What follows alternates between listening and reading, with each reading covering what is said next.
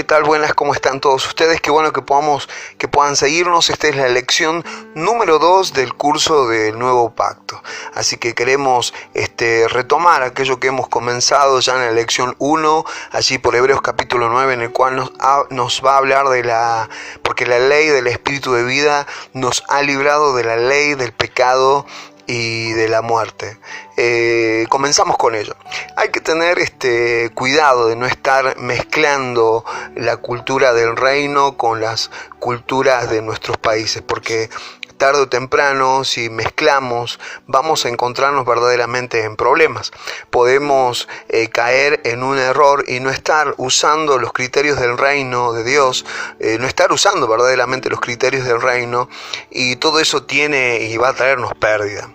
Todas las personas que predicamos, que enseñamos, tenemos la obligación de ser entendidos y de no mezclar pactos, de no estar mezclando las formas y las condiciones, obviamente, que fueron dispensadas en cada uno de los pactos que se han realizado. Para no generar confusión y para que realmente la palabra sea adecuada al tiempo en el cual estamos viviendo o al pacto en el cual estamos nosotros suscriptos. Pero obviamente cualquier cristiano puede mezclar culturas, y a veces es habitual escuchar todo ello, y eso trae a veces un retraso, siempre va a traer, mejor dicho, un retraso a nuestro crecimiento, traerá un retraso también a nuestro desarrollo. ¿Qué pasó con Israel durante tantos años allí cuando va a relatar las crónicas de Israel? ¿Qué es lo que sucedió durante tantos años donde Israel recibió directamente de Dios? Cuando Israel salió de Egipto, ¿hubo alguna evidencia clara de la mano de Dios?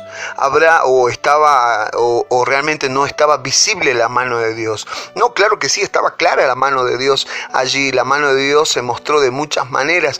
Ellos llegan allí a Egipto, los judíos empiezan a crecer financieramente y en fuerzas y en proporción de población. Faraón piensa que son un peligro y empieza a apretarlos. Empieza a ponerles más horas de trabajo, salían tarde del trabajo, de las tareas cotidianas, salían tarde, y eso traía problemas familiares entre ellos, hasta que Dios se cansó y los sacó. La Escritura va a decir que Dios oyó el lamento de ellos, se cansó Dios de ver esta situación y los saca por mano de Moisés, y en esa salida de Egipto vemos que es evidente que Dios estaba con ellos. ¿Qué evidencia obviamente de la mano de Dios encontramos allí? Ya desde Éxodo capítulo 14 va a hablar ello, y encontramos evidencias de las manos de Dios. ¿Qué se vio allí? ¿Qué es lo que vemos en cuanto a la mano de Dios allí en el desierto con Israel? Vemos provisión, vemos una continua dirección. Todos los días eran días de milagros.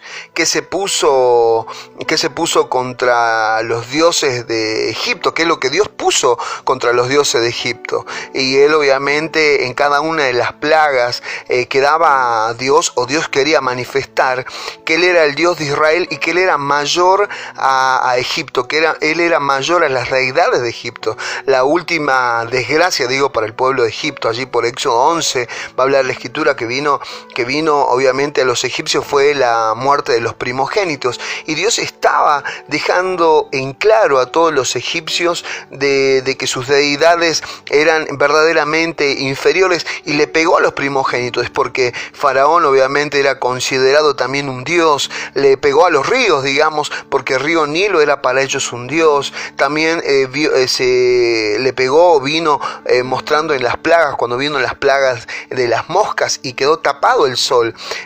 Para el sol era el dios Ra, y viene luego el proceso de salida, pero Dios usó a todas esas deidades que ellos consideraban dioses. Él se mostró como alguien superior a los dioses de Egipto, y vino luego el proceso de salida. No le faltó comida, no le faltó agua, vino el maná, vino el agua. Usó un mecanismo, dice la Escritura, de una roca que le seguía. Van a aclarar las cartas apostólicas, y en un momento de enojo Moisés golpeó la roca. En Números capítulo 20 relata todo ello. En las cartas apostólicas va a relatar o va a clarificar que la roca era Cristo. También relata la Escritura que las ropas los 40 años se mantenían como nuevas, sus zapatos no se gastaban. Dios se manifestó de una manera, podemos llamar verdaderamente sobrenatural. Más allá de ello, Israel tuvo rebeldía, querían volver, ellos querían a toda costa volver, hicieron un becerro de oro, ¿sí? Seguramente recuerdas todo lo que ha sucedido allí, hicieron un becerro de oro, y verdaderamente hoy cuando miramos todo eso, ellos querían volver, más allá que vieron la mano de Dios. Pero ¿cuál es la diferencia de ese tiempo? ¿Cuál es la diferencia entre Israel y hoy entre nosotros? ¿Qué diferencia hay entre Israel y nosotros? ¿Habría diferencia? Dios está con nosotros y realmente tenemos rebeldía, ¿hay rebeldía en nosotros? ¿Qué diferencia hay entre Israel y nosotros? La clave está que en el nuevo pacto en el cual nosotros nos encontramos, en este nuevo pacto nosotros tenemos a Dios por dentro, y ellos, aunque tenían evidencia externa y no tan una pronunciada evidencia interna, más que nada tenían una evidencia externa de Dios, pero por su naturaleza eran un pueblo rebelde, pero su naturaleza era rebelde, una naturaleza que les impedía ser personas obedientes, y eso es una gran diferencia entre ellos y nosotros, y es un poco lo cual nos vamos a evocar en esta lección. ¿La obediencia será un asunto importante en el reino? ¿Qué pensamos de ello?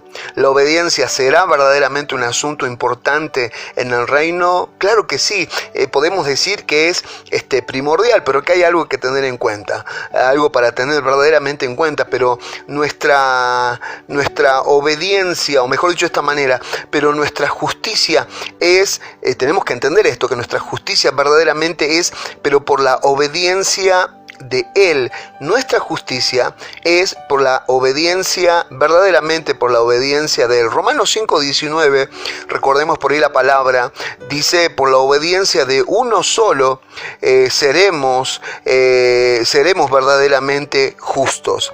Pues si por la desobediencia de uno hemos sido considerados todos pecadores, por la obediencia de uno solo, dice la Escritura, seremos llamados verdaderamente justos. O sea, ¿es importante y es primordial la obediencia en el reino? Claro que sí, pero tenemos que entender en primera instancia que nuestra justicia pero es por la obediencia de Él. Nuestra obediencia no nos hace justos, verdaderamente es algo que vos y yo tenemos que entender. Nuestra obediencia no nos hace justos, la obediencia de Él es por la justicia de Él, es por la obediencia de Él la cual nosotros llegamos a esa medida, porque la obediencia de Él es aquella que nos justifica, y puedes tomar como referencia Romanos 3:24 para que puedas ir siguiendo, porque la obediencia de Él nos permitió ser realmente justos a nosotros. ¿Por qué? Porque fue realmente perfecta. Nuestra obediencia no nos hace justos, realmente es algo que quiero enmarcar realmente en nosotros. Nuestra obediencia no nos hace verdaderamente justos, no somos justificados por obras de obediencia. Nuestra obediencia tiene algún lugar en medio de todo esto, sí. Nuestra obediencia, ¿para qué sirve? Y eso es lo central de esta lección más que nada. Nuestra obediencia, ¿para qué sirve? Y nuestra obediencia sirve si la obediencia de Él sirvió para que nosotros fuéramos justificados, y la obediencia de Él es la que trajo la bendición en nuestras vidas y nos bendijo con toda bendición espiritual. Realmente nuestra obediencia, entonces, ¿para qué es que va a servir? Va a servir para lograr el propósito de Él, para manifestar la formación de Cristo, alinearnos al diseño eterno de Dios, alcanzar la herencia. ¿Y cuál es el enfoque, digamos así, negativos si nosotros somos obedientes? ¿O cuál sería el enfoque negativo si nosotros realmente no somos obedientes? No se manifestaría el amor de Dios, no llegaríamos verdaderamente a la meta. Si el enfoque negativo de no ser obediente traería como consecuencia que el amor de Dios no se manifestara en nosotros y que no llegáramos nosotros a la meta. Y nos metemos obviamente en problemas por causa de no obedecer. Entendiendo esto, ahora la obediencia de Cristo nos hace justos, pero ahora nuestra obediencia activa verdaderamente todo, o también nuestra obediencia nos evita muchos problemas y va manifestando en nosotros madurez para alcanzar la herencia eterna de Dios.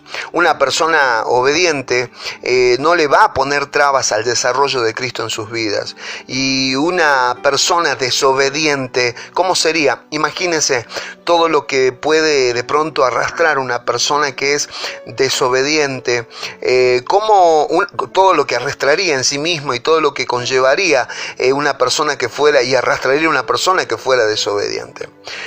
¿Cómo nos informa Dios de que hoy sí podemos nosotros ser obedientes? Porque su palabra dice que nosotros ahora, en este nuevo pacto, nosotros sí podemos ser obedientes. Romanos 8:2, que es lo que hemos citado al inicio también, dice: porque la ley del Espíritu de vida en Cristo Jesús nos ha librado de la ley del pecado y de la muerte. Nos habla que este Espíritu de vida que hoy portamos, esta vida y este Espíritu de vida, nos ha librado de dos cosas. Nos ha librado de la ley del pecado. Recordemos que el pecado está hablando allí de la condenación del pecado, y nos ha librado esta ley del Espíritu, esta vida y esta ley del Espíritu de vida nos ha librado del pecado, o sea, de la condenación, y nos ha librado de la muerte, o sea, de la paga del pecado, que era verdaderamente la muerte. Primero, esta ley nos libra de una ley que nos hacía pecadores, podríamos llamar, nos hacía pecadores en piloto automático. Ya no opera eso en nosotros, de pecar en automático. El que ha nacido de nuevo, dice la Escritura allí por 1 Juan capítulo 3 versículo 9, el que ha nacido de nuevo ya no peca. No está diciendo que no se equivoque, está hablando de que no practica el pecado, o sea, que no hace del pecado su práctica habitual, o sea, no peca en piloto automático, digamos de esa manera. Ya no estamos en esa situación de andar pecando y pecando, pero la vida de Él en nosotros nos inspira y nos lleva a ser productivos en la vida diaria, a esforzarnos, a lograr objetivos. Ya no nos cuesta trabajo, no nos va costando trabajo, y cada vez nos va costando menos trabajo obedecer. Y porque por esa vida, por el principio de esa vida, por esa ley de vida que está dentro de nosotros y que vos y yo tenemos cada día que conocer más y más. ¿Cómo es que vemos en la vida práctica que alguien va avanzando? ¿De qué manera va avanzando? ¿Cómo podemos ver en lo práctico que alguien va avanzando y nosotros vemos que le va bien, que avanza, que tiene de pronto quizás una libertad financiera, una mejor vida emocional, tiene relaciones interpersonales que son buenas, adquieren orden, disciplina? ¿Y a dónde nos puede llevar todo esto? Una persona que manifiesta y expresa todo esto, ¿a dónde es que nos puede llevar? Y realmente esto nos puede llevar y nos llevará a la perfección. Esa es la expectativa divina, esa es la expectativa que realmente el cielo tiene de nosotros, porque la semilla que es Cristo sí nos puede llevar a un grado de perfeccionamiento. Lo que pasa es que ahora sí tenemos una habilidad para obedecer. Ahora, en esta vida y en esta ley del Espíritu de vida que opera en nosotros, sí tenemos incluida allí una habilidad para poder obedecer. El nuevo pacto estaba anunciado desde el Antiguo Testamento con palabras muy específicas. Estaba anunciado que vendría el nuevo pacto, que nos iba a dar habilidades. No tan solo el nuevo nuevo pacto nos genera un marco legal, sino que también nos otorga habilidades que antes de ese pacto no existían para las personas que estuvieron en los pactos anteriores. Imagínense el pueblo de Israel, que en su etapa de oro, ¿cuál fue el esplendor del tiempo de Israel? ¿Cuál sería? Fue el tiempo de Salomón, fue el tiempo de David, que fue algo realmente esplendoroso. Había justicia, se erradicó la pobreza, hubo conquista, el jefe de gobierno, digamos, era un adorador, amaba a Dios, erradicó la idolatría. Fue realmente un tiempo de esplendor. ¿Qué hubiese pasado si ese modelo de ese diseño, ese modelo y ese diseño se hubiera expandido hacia las demás naciones? Esa fue la perspectiva de Dios desde el inicio. Allí por Génesis capítulo 12 versículo 3, ya la palabra enunciaba y decía: en ti serán benditas todas las naciones de la tierra. ¿Qué hubiese pasado si este diseño de Dios, este modelo de Dios como nación y todo lo que quería depositar y quería hacer denotar la bendición de Dios sobre ellos, qué hubiese pasado si realmente se hubiese expandido hacia las demás naciones? Habló del modelo del reino de Dios, el modelo del reino que Dios había llevado al pueblo de Israel. Hubiera habido una imitación, hubiera habido una expansión, hubiese habido una expansión del modelo del reino, pero también David fracasó. Israel fracasó también. ¿Por qué fracasó Israel continuamente? ¿Cuál era el problema de Israel? El problema será que el problema es que obviamente que la idolatría seguía vigente en ellos, que hacían ellos en los lugares altos. Esa idolatría la practicaban allí, adoraban deidades. ¿Será que el problema era ello? Miren, cada rey encendía más idolatría y está claramente establecido que la idolatría es algo abominable para Dios. Es algo que Él no tolera, es algo que Él aborrece. Todo lo que generaba idolatría, Dios lo condenaba y lo rechazaba. Nuevos reyes que decían que amaban a Dios y no derribaban los lugares altos y toleraban la idolatría en el pueblo. ¿Será ese el problema? Verdaderamente tengo que decir que no. El verdadero problema, obviamente, el verdadero problema que existió en ese momento fue que Israel no cumplió el propósito por el cual fue llamado como nación por causa de la idolatría y la inmoralidad. Voy de nuevo porque esto es importante. Israel, el problema verdaderamente que existió en el antiguo pacto fue que Israel no cumplió el propósito para el cual fue llamado como nación. ¿Cuál fue el propósito por el cual fue llamado? Lo que cita la Escritura allí en Génesis 12, que en ti serán benditas todas las naciones de la tierra. A partir de la expresión magnífica y sobrenatural de Dios, esa expresión quería verse proyectada en el pueblo de Israel y que hubiera una expansión de ese diseño y modelo de Dios hacia las demás naciones. Pero Israel no cumplió con el propósito por el cual fue llamado realmente como nación. Ellos tenían la misión de llevar a Dios, tenían la misión de que Él fuera conocido. Dios era conocido como Jehová, como Yahvé, fue conocido conforme a sus diferentes operatorias, como Él operó a lo largo de diferentes circunstancias. La idea era que Él fuera conocido como el único Dios verdadero. Por eso ellos fracasaban. Ahora el hecho verdaderamente que Jehová sea conocido como el único Dios verdadero, ¿seguirá siendo el plan ese? ¿Seguirá siendo el plan de Dios, el plan eterno de Dios, que sea conocido como el único Dios verdadero? ¿Seguirá siendo el plan? Verdaderamente sí.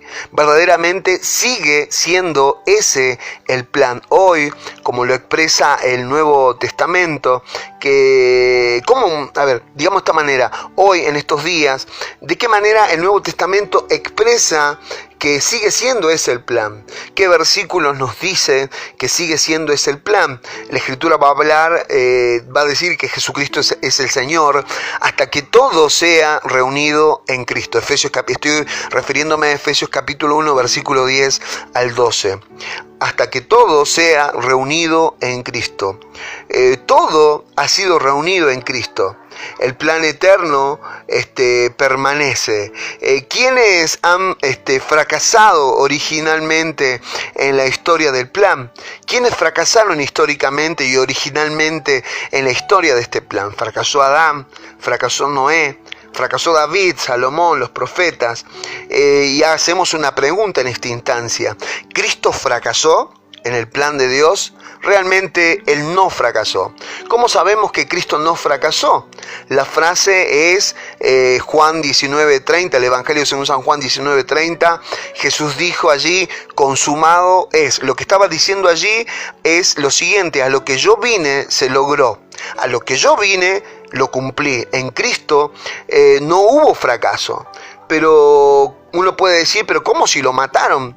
Y tenemos que decir que precisamente ese era el plan. El ateo puede decir, ustedes están locos, adoran a alguien que hasta lo mataron. Es porque no conoce la gente qué exactamente o qué es aquello a lo cual Cristo venía. Y era obviamente a morir allí en la cruz. A los ojos de mucha gente, lo que hoy nosotros hacemos para muchos pueden ser locura. ¿Cómo puede ser que sea su rey si terminó en la cruz? Pueden preguntarse algunos. No fracasó el plan realmente porque la idea era esa, era que muriese, que Cristo muriera allí en la cruz. Por eso cuando Él dice consumado es, está diciendo, repito, a lo que vine se cumplió, fue realmente consumado. Por eso tuvo Jesús esa reacción ante Pedro cuando él le habló y le dijo, miren, voy a morir en la cruz, y Pedro automáticamente dijo, tal cosa no acontezca. Y Jesús le respondió, apártate de mí, Satanás. ¿Por qué reaccionó de esa manera Jesús? Jesús reacciona de esa manera porque en esa actitud de Pedro y de acuerdo a las palabras de Pedro, estaba diciendo tal cosa no acontezca. Y Jesús le llamó Satanás. Le estaba llamando, no es que estaba endemoniado Pedro, sino que se había convertido, porque Satanás significa adversario.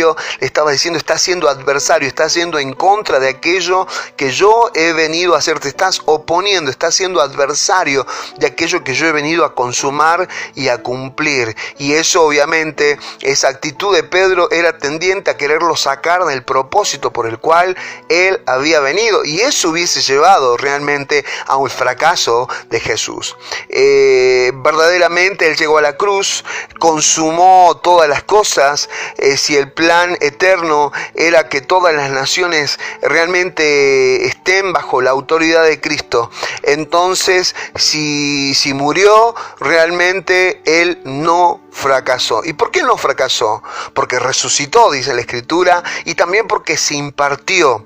Y sigue activo ese plan. ¿Seguirá activo ese plan de Dios para nuestras vidas? ¿Quiénes son o quién es aquel que hoy lo tienen que ejecutar? ¿Quiénes son aquellos que tienen que llevar adelante este plan de Dios? Que Él sea conocido. Realmente aquellos que hemos sido asignados para ejecutar este plan de Dios, somos ahora nosotros, es ahora la iglesia. La pregunta ahora es realmente como la misma pregunta que hicimos con aquellos que pasaron por el antiguo pacto. La pregunta ahora es, ¿fracasaremos nosotros? ¿Fracasará la iglesia? ¿Fracasarán sus hijos? Y la respuesta es contundente por la misma Escritura. No fracasaremos. Ahora, ¿cuál es la diferencia entre usted y Adán? ¿Cuál es la diferencia entre nosotros y Moisés para decir ello? ¿Cuál es la diferencia entre los profetas y los patriarcas y nosotros para poder decir verdaderamente que si ellos fracasaron, nosotros no fracasaremos?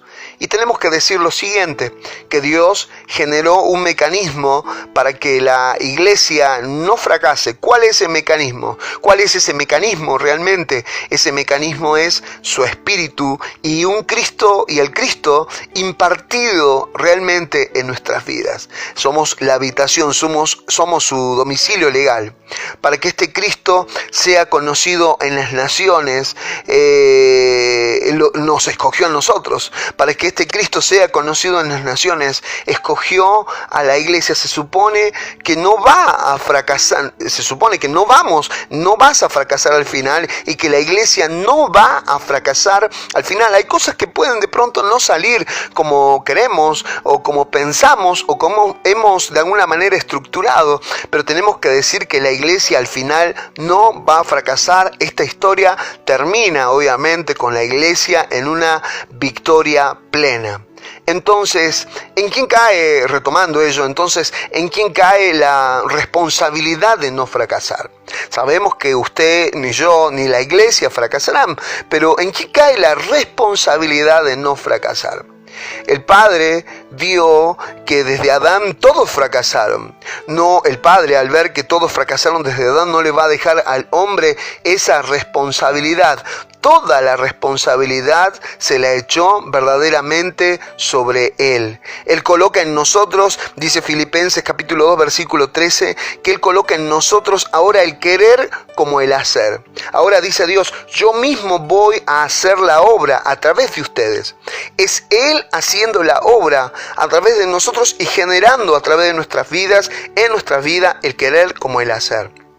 En todo, el antiguo pacto no era a través de las personas. En todo el antiguo pacto no era de esta manera, porque no los podía atravesar, no los atravesaba.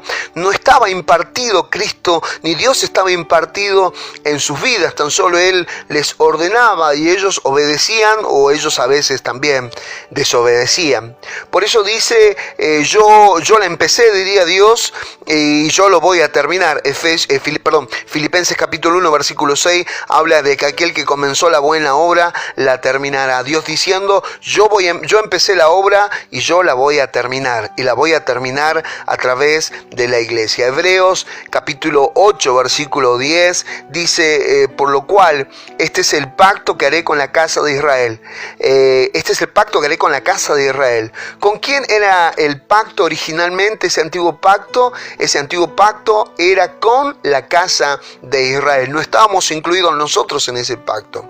Él nunca violó su palabra ni su promesa. Realmente todo ese primer pacto, ese antiguo pacto, fue realizado, pero con Israel. Pero ¿qué dice la Escritura? La Escritura va a hablar y va a decir que a lo suyo vino, y los suyos no le recibieron. Juan capítulo 1, versículo 11 y 12. Ellos desecharon este pacto. Después de aquellos días, dice su palabra, pondré mi ley, hablando ya de nuestros tiempos, o de este nuevo pacto. Dice, después de aquellos días, yo pondré mi ley en vuestras mentes y en vuestros corazones, y seré su Dios, y ellos serán mi pueblo. Me estoy refiriendo a Hebreos capítulo 10. El versículo 16 dice, este es el pacto que haré con ellos. Después de aquellos días, dice el Señor, pondré mis leyes en sus corazones y en sus mentes las escribiré. Jeremías capítulo 31, versículo 33 se refiere de esta manera: he aquí vienen días, dice Jehová, que haré un nuevo pacto con la casa de Israel y con la casa de Judá. Ezequiel quizás es la palabra más clara y que tendría que activarnos en esta hora el entendimiento de lo que estamos hablando. Ezequiel 36, versículo 26 al 28, dice: os daré un nuevo corazón y pondré espíritu nuevo dentro de vosotros, y quitaré de vuestra carne el corazón de piedra, y os daré un corazón de carne, y pondré dentro de vosotros mi espíritu, y haré que andéis en mis estatutos. ¿Quién hará que andemos en sus estatutos? Él. Él se compromete, dice: y haré que andéis en mis estatutos, y guardaréis mis preceptos, y para que los pongáis por obras. Habitaréis en la tierra que di a vuestros padres, y vosotros me seréis por pueblo, y yo seré a vosotros por Dios. En este pacto hay algo adicional en este pacto. ¿Cuál es eso adicional que habla allí? Él sí pone en nosotros un mecanismo para que si nosotros ahora en este nuevo pacto podamos obedecer sus preceptos, pero acá hay algo que tenemos que hacer una salvedad. ¿Cuáles preceptos? ¿Cuáles son esos preceptos a los cuales hace referencia la Escritura? Él escribirá su ley en nuestras mentes y en nuestros corazones. Pero ¿de qué está hablando allí? ¿Cuáles preceptos? Los que vaya diciendo la ley del Espíritu de vida. ¿Qué más preceptos tendremos que obedecer? Y los diseños dados por Dios. ¿Qué otros preceptos tendremos que obedecer? Todo lo que provenga de esta ley del Espíritu de vida, de esta ley del Espíritu de su vida y del Espíritu de vida que está dentro de nosotros. Él tiene la información, está dentro nuestro, tiene la información para que en cada circunstancia individual en la cual nosotros estamos viviendo, Él nos proveerá información específica, nos proveerá información eterna, podremos decir, cuando nosotros andamos en el Espíritu. Por eso enfatiza tanto el apóstol Pablo de andar en el Espíritu verdaderamente. Él nos provee, ese Espíritu nos proveerá, realmente a nosotros proveerá información. ¿De qué tipo? Información de todas las áreas de nuestra vida. Nos proveerá información de nuestras áreas, nuestras áreas de trabajo, de áreas económicas, de nuestra familia. Nos proveerá información para saber cómo conducirnos y podamos tener información de primera mano para toda buena obra. Esto nos capacita, esto nos capacitará para una vida verdaderamente de gobierno. Dios podrá darme información de cómo hacer un negocio. Por supuesto que sí, porque Él nos guiará a toda verdad. Y eso es algo absoluto de parte de Dios. La vida que portamos, esta vida espiritual, nos conducirá y nos guiará a toda verdad en todos los planos de nuestra vida. Cuando vemos a una persona que es guiada de esa manera, pensamos que casi es como si fuera perfecta, o esta persona, parece de otro mundo, todas las cosas le salen todo bien, hace las cosas, le salen las cosas casi perfectas, toma las mejores decisiones, en todo es guiado, tienen algo distinto al resto de los demás. Eso describe y nos describe de alguna manera, realmente nos describe a nosotros, que tiene obviamente este espíritu, esta vida del espíritu tiene un mecanismo realmente que proyectará en nosotros su vida, proyectará en nosotros su dirección y realmente no fracasaremos al final. Él quiere hacer que hagamos obviamente la voluntad de Dios y podemos nosotros a través de este espíritu de vida podemos hacer la voluntad de Dios, obedecer y nos da realmente la capacidad para obedecer. Si todo esto, mejor dicho, está en nosotros y tenemos a través de Él la habilidad, la guía de su espíritu, su dirección, ¿cuál es la expectativa que Dios tiene de usted y de mí? ¿Cuál es la expectativa de Dios? ¿Cuál será esa expectativa de Dios? ¿Será clave la obediencia? Verdaderamente será clave obedecer a Dios y no ser de alguna manera, digamos, fanáticos, y uso este término, fanáticos de la gracia. Hay que obedecer a Dios, realmente hay que obedecer a Él y tiene que ser una obediencia con gratitud. ¿Qué dice la Escritura? Dice, y mediante la gratitud sirvamos a Dios. Hebreos capítulo 12, estoy citando verso 28. Y mediante la gratitud sirvamos a Dios. Hay que obedecer, pero hay que obedecer realmente con gratitud. En el antiguo pacto fracasaron todos por desobedientes. No tenían la vida Zoe, no tenían la misma vida de Dios impartida en sus vidas. No tenían la vida Zoe ni la ley del espíritu de vida que los podía conducir y los podía llevar a toda verdad y a toda obediencia.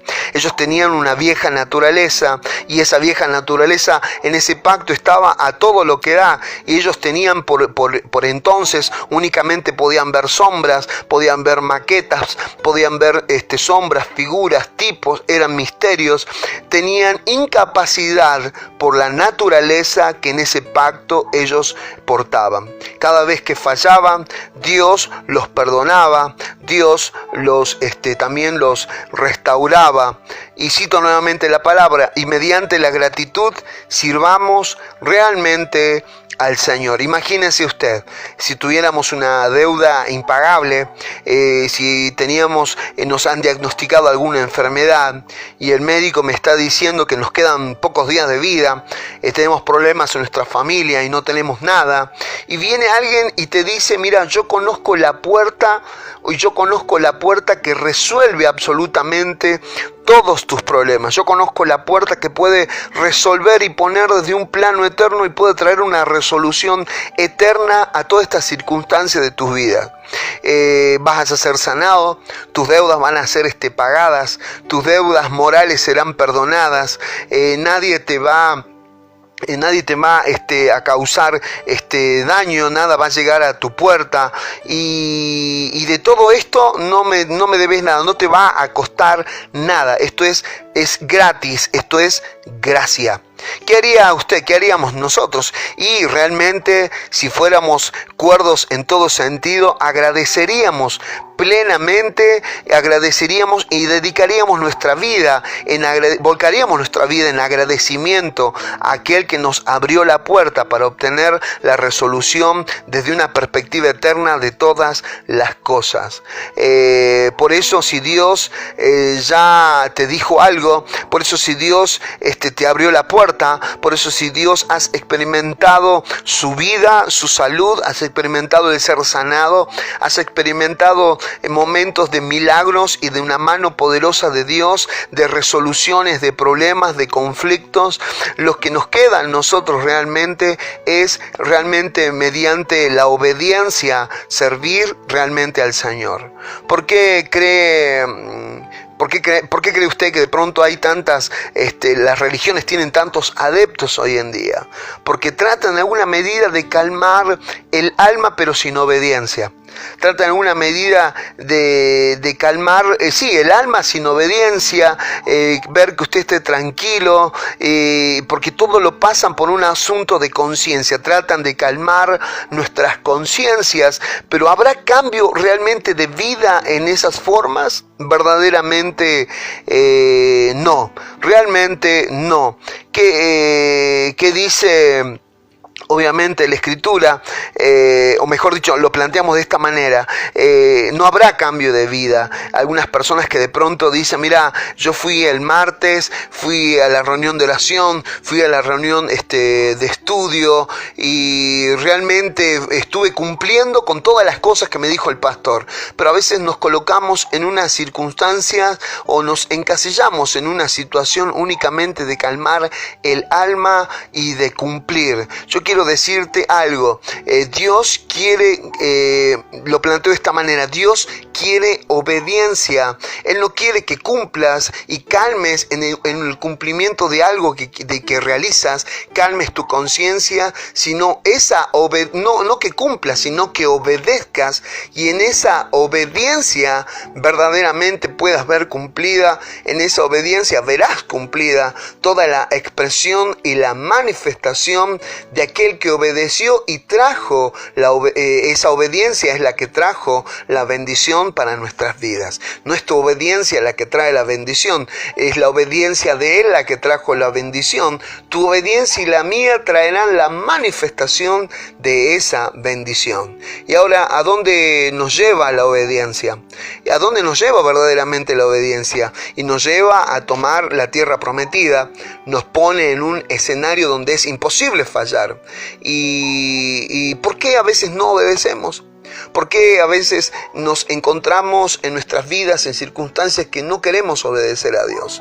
A veces por soberbia, a veces por buscar situaciones cómodas en nuestras vidas, por ser autosuficientes, por creernos autosuficientes. Es indispensable realmente ser obedientes. ¿sí? Cristo siempre fue el plan A de Dios. No es que Adán falló y Dios tuvo que experimentar, o tuvo que realizar otro plan. Cristo siempre fue el plan A de Dios. Todos los que fracasaron en algo antes, ¿fracasaron en qué? No es que fracasó el plan. Ellos fracasaron en la ejecución del plan. Yo quiero decirte, y reitero porque esto es una parte muy importante, no, el plan de Dios no fracasó, fracasó quienes ejecutaban, a quienes le fue dado la ejecución de ese plan. Realmente nosotros hoy en día no vamos a fracasar porque el plan realmente va a continuar contigo y conmigo. Realmente porque el plan continúa con nosotros. Porque quien lo diseñó fue Dios y Dios hace todas las cosas perfectas verdaderamente. Dios puede decir, mira, hay gente que se está siendo abusiva de la gracia, está siendo fanática de la gracia, no toman en serio las cosas, no les importa, no hay compromiso en ellos. ¿Y saben qué puede decir entonces Dios? Dios puede decir entonces, bueno, estas personas vamos a dejarles como en un partido de fútbol, vamos a dejarnos en el banco de suplente, pedimos como cuál técnico pide el cambio, ¿sí? Y va a entrar el suplente en cuenta de aquel que titularmente antes estaba jugando o que antes estaba en el plano primario del desarrollo del partido. Realmente Dios, al mirar y puede mirar nuestra vida y encontrar que no hay seriedad, que no nos importa, que no hay compromiso, y puede suceder lo que ha sucedido a lo largo de la historia, ha sucedido a lo largo verdaderamente de la historia del pueblo de Dios y de la historia de la Biblia puntualmente, que aquellos que fracasaban en el plan, ese plan pasaba a la siguiente generación. Nosotros hoy, dicho de esa perspectiva, tenemos que ser la generación que entiende ello, que obedece a Dios para que realmente esto no pase a otra generación, para que no nos pase. Recordemos que el pueblo de Israel, toda la generación que salió del desierto, murió en el desierto. Y creo que hemos dicho en la lección anterior que la intención de Dios no era matar personas, sino era matar, o que muriera, mejor dicho, una mentalidad allí en el desierto, una generación con una mentalidad todavía esclava, con una mentalidad todavía que estaba prisionera